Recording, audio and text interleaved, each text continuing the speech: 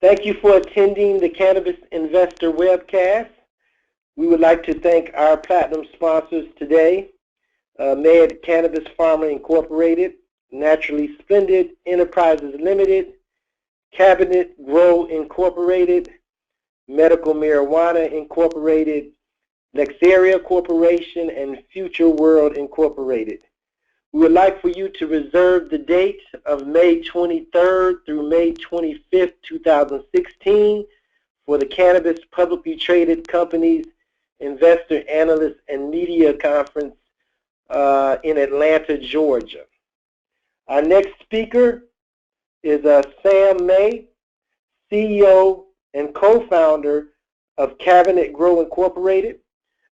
Thank you, Derwin. I appreciate the introduction, and thanks to all those in attendance. I appreciate you having me on today. We're very excited to share not just where Cabinet Grow came from, but where we're headed and how we fit into this marketplace. I understand that you've probably heard a lot of information on the existing market, so today I want to focus more on the company itself and where we're headed. Cabinet Grow considers itself the standard in home growing and is focused on data-driven horticulture products and technology in the cannabis space specifically. Safe harbor. Everybody loves to read this statement here. Obviously, we're going to have forward-looking statements today. I'm sure you've seen this slide in other presentations, so I'll go ahead and assume that you're all very quick readers and move on to our company story. Cabinet Grow really was founded on a need that I had as the founder of the company and a medical patient in California. Back in 2008, I really was not satisfied with the experience that I was having at dispensaries and as a patient. The products that I was consuming just weren't meeting the need on a consistency basis, and I had some concerns about the contents of the cannabis that I was consuming, and decided that it was time for me to service my own needs and exercise my right to cultivate at home. So I started talking to my commercial grower friends and some of the hydroponic stores in the area. Quickly learned that there's not a focus on the small-time cultivator in cannabis. There really was not a wide range of products for me to choose from, nor was there a lot of interest in serving my needs at the local retailer. So after some time searching, I stumbled upon a product. It's actually a competing product for Cabinet Grow, and got excited, and so excited I spent about $5,000 to have a couple of grow systems shipped to my house. And unfortunately, it took approximately 6 weeks, about 5 weeks too long to get my product. It arrived damaged and really was just not a very positive experience. And after a few months, really started to stink up my home and overheated, and just was not the experience that I had signed up for. And that's where I enlisted the help of my partner and co-founder, Matt Lee, to help me solve the challenges and really transform this product that I had purchased into something that was sustainable for me at home, having a family and neighbors and family over all the time. I needed to control the odor, I needed to eliminate the light leaks that existed, and we needed to reduce the temperatures that I was experiencing in these systems. So Matt, over the period of 6 or 8 months, helped me solve that problem, and as a result of that, we stumbled across this home cultivation system that anyone that we showed it to was very excited about, and really appeared as though we may have solved the need in the marketplace. We started asking around to see if there were others that shared the same concerns, and sure enough, there were. So Matt and I, being new to the cannabis industry, decided that we wanted to take this new prototype that we had and expose it to the greater market and get some feedback. We did that at the Long Beach Expo in 2010, in October of 2010. And what's funny about this show, we really didn't understand at the time how positive the feedback was that we received. At the time, we didn't know that grow boxes really weren't a positive product in the view of the marketplace. So the commercial growers, the consumers that were at the show were really excited about the product. So it was time for us to take our test to the next level, having had a positive experience there. So in 2011, we opened a small retail store focused on the small-time cultivator and fabricated custom grow cabinets in the back of the warehouse. And what happened was, as we continued to engage our market and learn about our demographic and talk to would-be growers, we found that they all wanted the same thing that we did. They wanted a simple solution, which really brings us to our mission. We quickly learned that we needed to focus on the cabinets, and it was a great business model, and Cabinet Grow essentially was born. So we closed the retail storefront and really started focusing on the grow cabinets. Our mission is really quite simple. In fact, it's simple and sustainable cultivation technology. And our objective, based on the experience that I had with the competing product, was to ensure that we over-delivered for our audience. And how we do that is to sell products that work as advertised. We do extensive testing before launching a product, and we stand behind the products that we have with a 90-day money-back guarantee and 3-year warranty. We also wanted to create a culture of retention. And what we mean by that is retain not just our customers with exceptional service, but it's staying in touch with them and making sure that they're experiencing success over time and continuing to utilize the product that they've spent good money on. At the same time, to really deploy this model and support our audience, we needed to have a staff that shared the same commitment. So we have a retention model internally as well.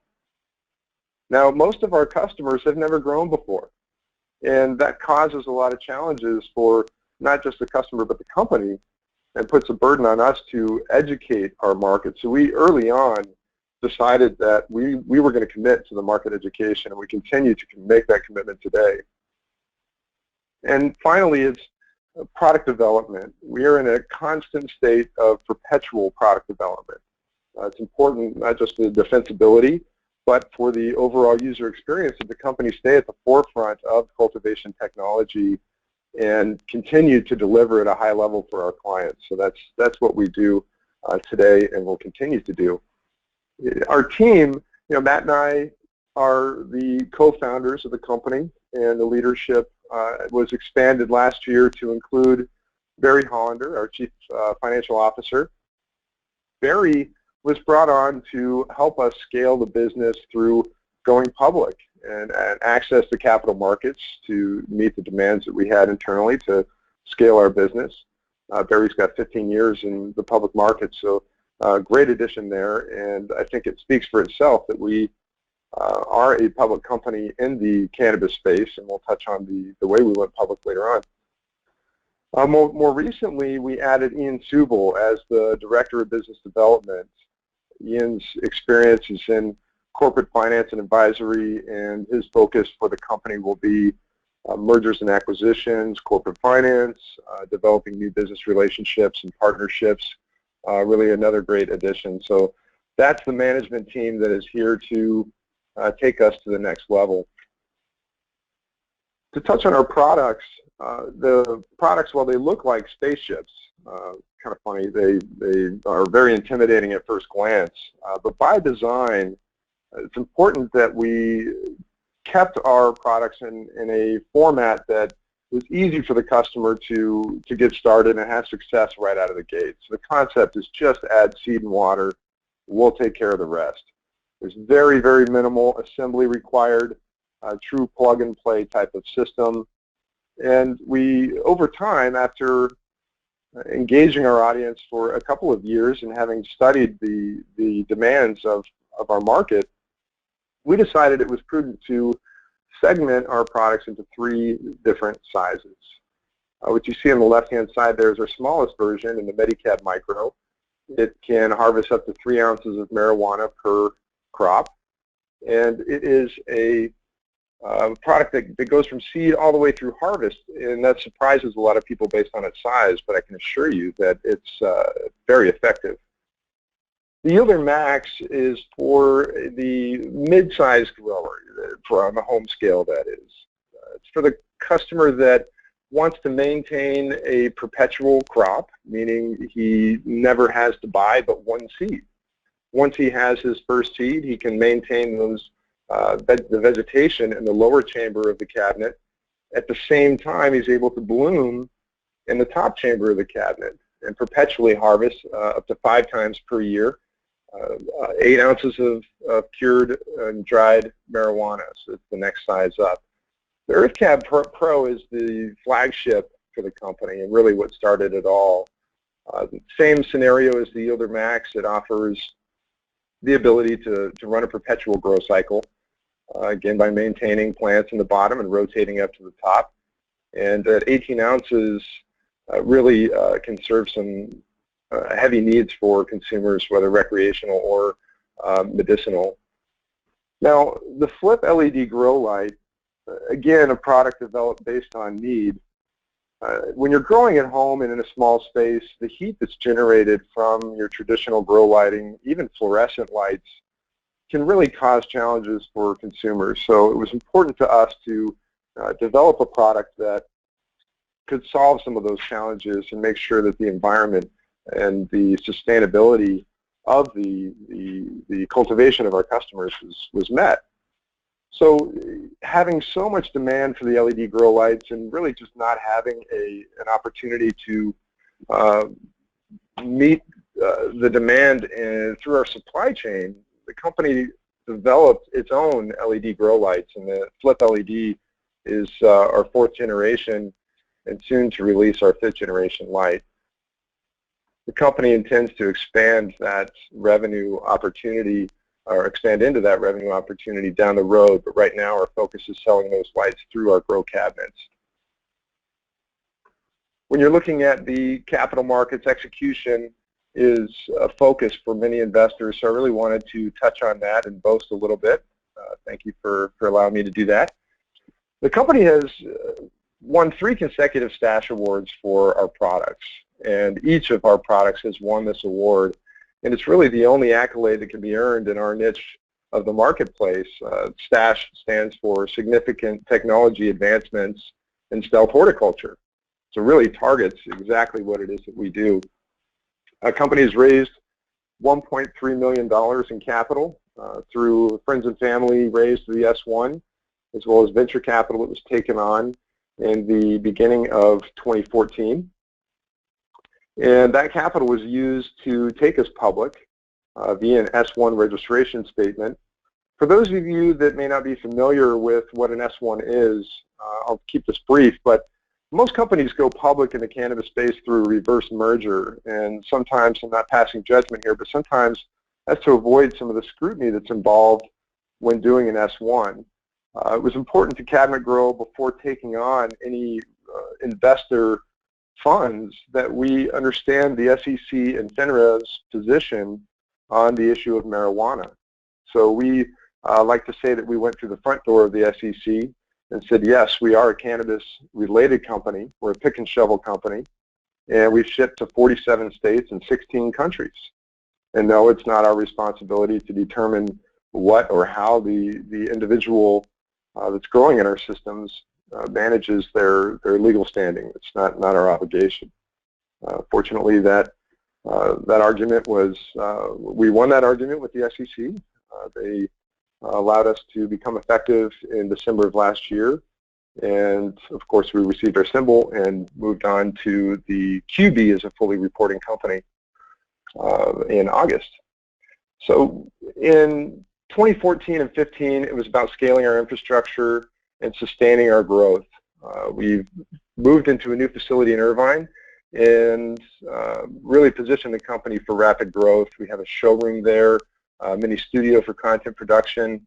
It's a great place to launch from. So our company is positioned for more rapid growth. You can see here in 2015 we've already met in the first 9 months of the year the same revenues that we did in the entire year for 14. It's 36% growth rate. More recently, we announced the creation of Serum, a wholly owned subsidiary of the company. It was formed in August, and to be quite frank, the company held a media day in 2014. We went through an RFP process, and really the intention was to scale our awareness and our advertising programs in a responsible fashion. And what we found was the market was just not established. There aren't ad networks that were really able to be leveraged, and we found ourselves burning money trying to scale our marketing efforts. So this entity is designed to not only meet the needs of our partners who have requested our support, but also to lower our own internal acquisition costs and gather information and data on that. Recently, I was able to participate with Cannabis Financial Network at the Cannabis World Congress and Business Expo in Los Angeles. I was able to conduct the interviews for the C-level attendees, and it was a huge success. The company has taken on its first client and expected to grow that business unit and continue to reduce our acquisition costs. So Serum is a huge opportunity for Cabinet Grow, and we're proud to make that announcement.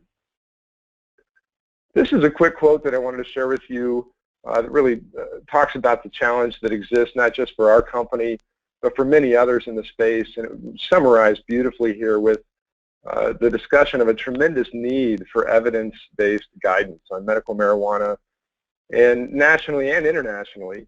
And here he talks about the physicians and patients alike are clamoring for practical advice.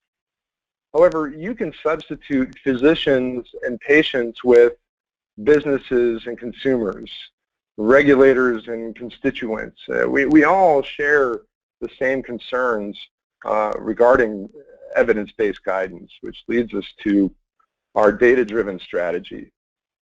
The company has a very rational approach to cannabis. We believe that as an industry, we see a lot of the Wild West mentality. I'm sure some of the investors that have been involved in the space have witnessed that to a great degree. Our company strategy is to automate the optimization, not just of our cultivation products, but in everything that we do. Our business execution is really built on data. We believe in fact-based education.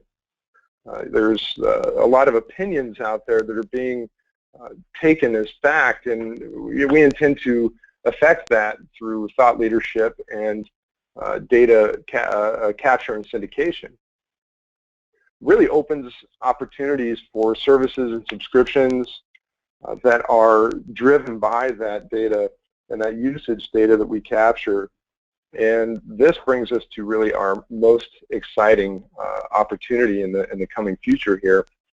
In the fourth quarter of this year, we just announced that we will be releasing our Internet of Things enabled systems.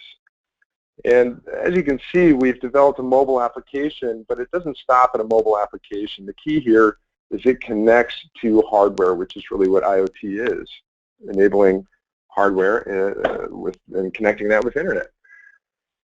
What this application and sensor system is designed to do is to learn and allow the consumer to learn not just the status of their plants and what's happening in their environment, but how are my peers doing with this same strain, with this same feeding system? Are they experiencing the same results that I am? And allowing a platform for people to share that information, sort of a standardized grow forum, if you will, where peers can share data at their discretion. I want to make that clear. There's a manual switch on our sensor system where they can completely disconnect from the cloud to protect their privacy. So for any of you out there that are concerned, Cabinet Grow is not going to become the NSA of the cannabis industry. The sensor system is developed internally. One of the themes that you'll find with our company as you continue to share in our growth, we are all about vertical integration, and this is just another example of that. As we integrated, one of the key features in this sensor system is its ability to monitor photosynthetic activity using the NDVI enabled camera system. You can see a screenshot of that on the mobile application. What that does is it allows the user to monitor the health of the plant.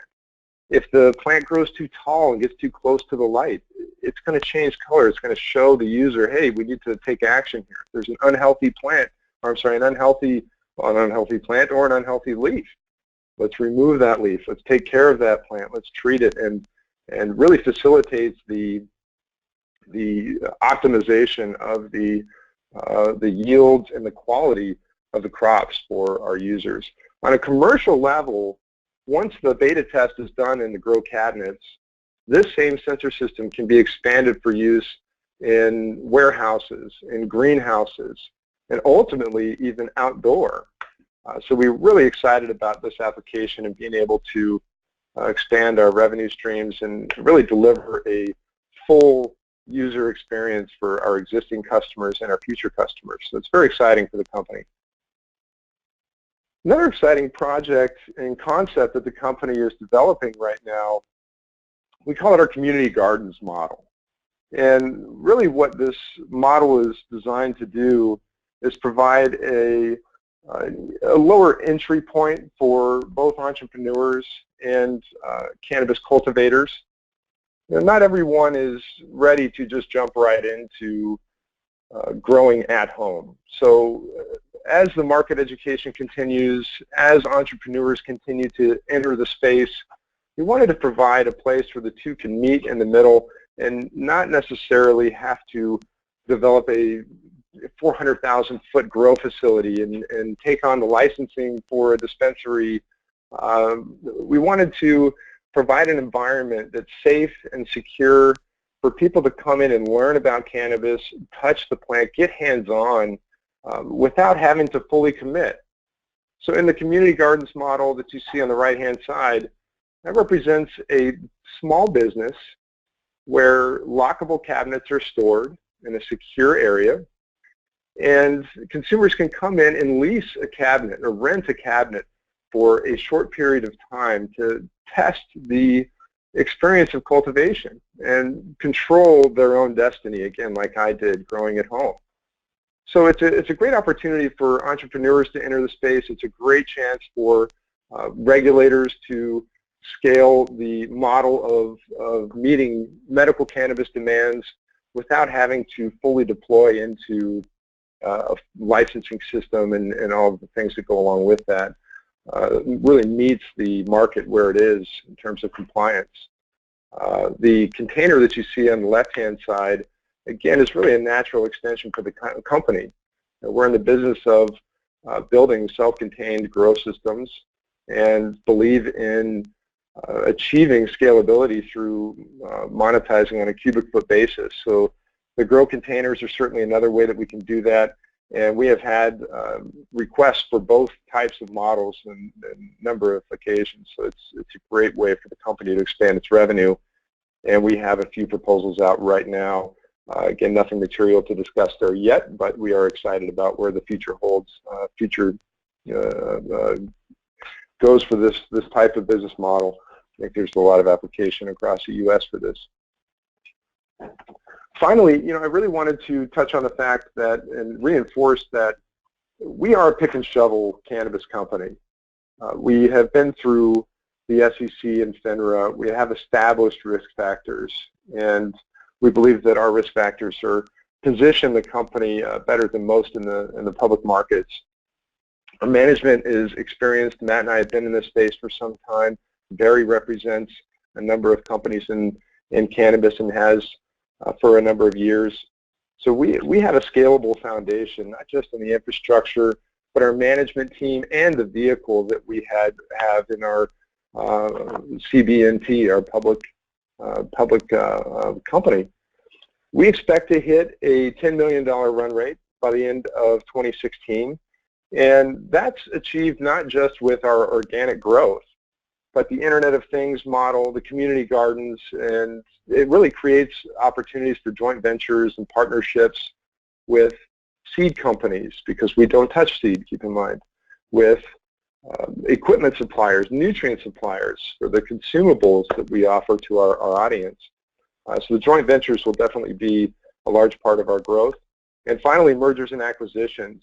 The company is positioned through an S1 filing. It really positions us to be an incubator and help to provide an environment for these new companies and other players that are entering the space to integrate vertically with our business. So that's certainly an opportunity that the company expects to take advantage of over the coming months and years, and how, again, we are going to achieve that $10 million runway 2016 and beyond. So with that, I'm sure you have a lot of questions. Thank you, Derwin, for allowing me the time to share, and I'd like to open up for Q&A. First question, let me see here, small cultivation. How big is the home cultivation market? So in our market studies, we like to compare the home cultivation market with the homebrew market. That's a very good question. And we believe that the growth in this marketplace, there are a lot of analyst studies about how big cannabis is going to be and how massive it already is. The black market really has put a lot of pressure on the integrity of those numbers. But when you scale our model alongside and parallel with the homebrew market, we believe that by 2018, just the home cultivation market is approximately $1.3 billion. As of today, we believe that cabinet grow has a 3% market share, and that number is climbing year over year. So there's certainly a lot of room for growth here. Okay, so I guess this next question, Sam, is sort of related to that. Can you sell in all 5 recreational markets and all 20-something medical marijuana markets? Is these I'm sorry. Are these markets? No, go ahead. Let's see. Are these markets? In these markets, can the consumer grow their own cannabis? That's a good question. Not in all markets. And again, the company's trajectory here ultimately is to expand into the agriculture side. We have a lot of customers that do grow vegetables and exotic plants in our cabinets. We've even sold cabinets to ag companies for testing. So we're really not in the business of establishing whether or not the customer will be growing marijuana in their cabinet before we sell to them and so on. You can grow whatever you want in our system, and a lot of the methodologies are the same, whether it's cannabis or tomatoes or basil or strawberries. So yes, we sell into all the legal states for cannabis. We also sell in all 50 states. We've sold to 47.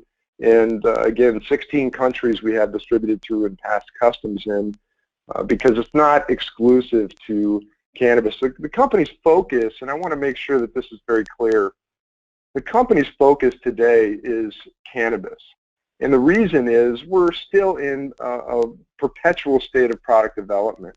Our objective over time is to continue to lower the cost of production and and the disruptive nature is to impact the supply chain. The cost to transport is extreme, and the cost of infrastructure for these larger grow facilities that are indoors is extreme in the cannabis market. So again, you grow anything in our cabinets. Our focus is in cannabis right now because we can develop technology and experience a positive margin while we are developing the technology to expand into other verticals. So I hope that answers that question. Okay, and yeah, this next question is kind of pertaining to that. So, and you did answer it. So is cabinet grow revenues come 100% from cannabis or other agriculture? So right now, I guess the question is, Sam, is the $603,000 you did in revenue last year, what percentage of that is from cannabis and what percentage of that is from other agriculture? You know, we don't have specific data for that, again, because you really start to take on a different level of liability. We expect to learn a lot more about our audience when we can achieve the data sharing that they're going to provide through our Internet of Things technology. So that's a question that will be answered in the very near future. But in the legal markets, we believe a high percentage of the users are growing in our systems as growing cannabis within their grow cabinets. But there are other lines of revenue as far as other agriculture grown with your systems. So that is a possibility that you just won't be solely on reliant in the future. I'm relying on cannabis in the future, but they could use this for other agriculture, like tomatoes and things of that nature. Oh, 100%, 100%. Within our product development, we are developing even countertop grow systems, these large container size cabinets, if you will. You know, they're designed for CEA, and controlled environment agriculture is really getting legs in ag.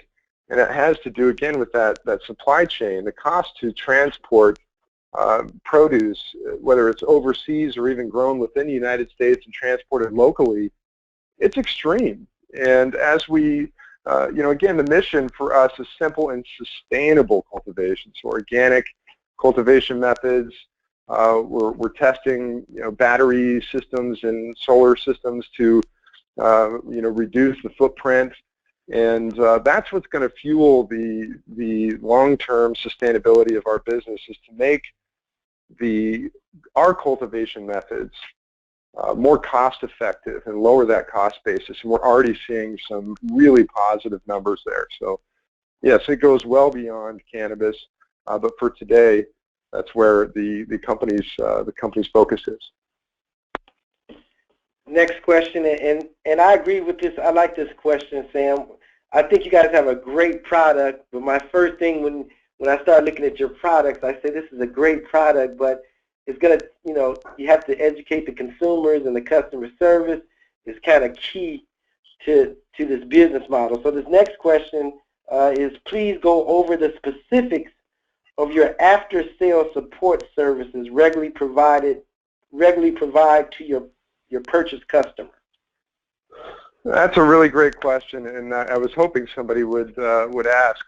So this is really where Cabinet Growth shines, and this is where our model is much more defensible. Other companies in this space are not focused on retention. It's very much a turn and burn mentality. Our history in the last several years that we've sold these grow cabinets, we are constantly focused on being able to provide a more efficient experience for the customer and also impact the acquisition cost. So what we do now, the customer receives their grow cabinet. With their grow cabinet is a step-by-step guide that takes them from A to Z in a real basic way. So simplicity in our systems is also achieved through automation. The IoT that we're about to release is certainly going to impact our ability to service our customers and bring down that acquisition cost, because the customer can share any challenges that they have. They can share that information with our support staff. They can also access resource documents and educational content on the mobile application. So we've been in development in cultivation how-tos, if you will, for a number of years. This is not new for our company. And when you look at the numbers behind our service, it's a very small percentage of customers that need support beyond 90 days. They become self-sustained very quickly, and that's as a result of how easy it is to operate one of our cabinets. So, that the market education is really a greater concern for the company, and when compared to the service element, because we are automating a lot of that process, and we'll begin to lean on our community to help support our customers as well. But the market education is a critical component, and it's present in all cannabis companies, and that's really a focus for us in the acquisition cost, is to help people understand how and why they should grow their own at home. And it's because you can trust what comes out of your system, and you can lower the cost basis. And let's be frank, it's fun. It really is a lot of fun to grow for yourself. Next question: does the consumer find the starting price point of $7.99 attractive? And as you scale, does the price point go down? That's another really great question. And to be very specific, the answer is yes, absolutely. The last Medicab Micro model that we had that actually won the Stash Award most recently was more expensive. It was almost $1,000. And through our technology development, we've been able to not only improve the efficiency of the system, we reduced the electricity usage, for example, from 140 watt when all components are running in the old Medicab to approximately 60 watts with our current model. So an extreme reduction in cost, as well as lowered the price point while preserving our margin. We have seen an increase in sales for that particular product as a result, and the competition for us in that at that same size is actually much higher than the $7.99 that our customers are enjoying.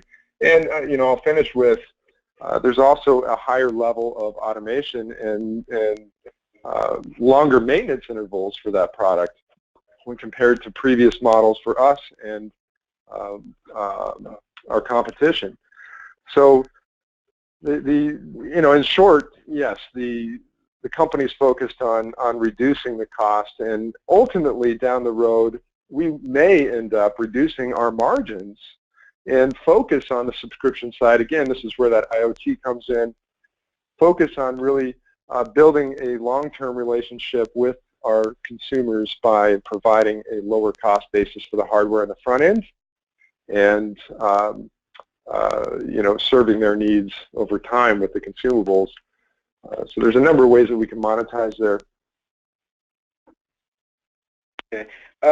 So what are your average margins? So let's say the $7.99 product.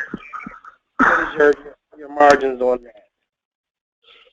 Our margins today are approximately 30 to 35%, and there's a real opportunity as we continue to vertically integrate through our supply chain and buy raw materials in bulk. There's an immediate opportunity to reduce that, increase that number 10 to 12% just through buying power alone, which is another reason we went through the capital market to raise money so that we can facilitate that. So we expect the margins to continue to improve as our volume grows. And I guess this question, they just want to reiterate, I guess you mentioned a $10 million run rate by 2016? Correct. The end of the year, we expect to achieve those numbers, and certainly with the loftier projection model, we may be able to achieve that sooner. But in order to establish reasonable expectations, that's what the company's position is that by the end of the year, we'll achieve that $10 million run rate. And again, that milestone is going to position us to uplist to NASDAQ, which is another big step for the company down the road, of course. Based on those projections, I'm pretty sure your stock price is not reflecting that. So I got a lot of room to grow there if those numbers are correct. Yeah, absolutely. There's a lot of room to grow, and look, the stock being public through an S1 and having done that through a friends and family raise, we're thinly traded today, and we believe that as the analysts continue to evaluate our company and compare us to the likes of your Massroots and your TerraTechs and the other companies that are in a similar business as Cabinet Grow, we'll let the market will decide what our market cap should be, but we believe there may be an opportunity there. Yeah, I mean, you guys are way ahead of other cannabis companies. They don't even have any revenues. So that's a really great point, Derwin, and thanks for bringing that up. You know, the company prides itself on that fact, and we believe in sustained growth, and I can't reinforce that enough. Our management team is focused on our ability to maintain not just a steady growth rate, but to not put our investors and our customers at risk with that Wild West mentality that we see sometimes of bringing product to market fast. And at a stage where this company is now, where the majority of the cannabis companies are in the marketplace, those are the types of challenges that can really take a company out completely. So we are not pre-revenue. We are already on a $1 million run rate, which for a company like ours is significant.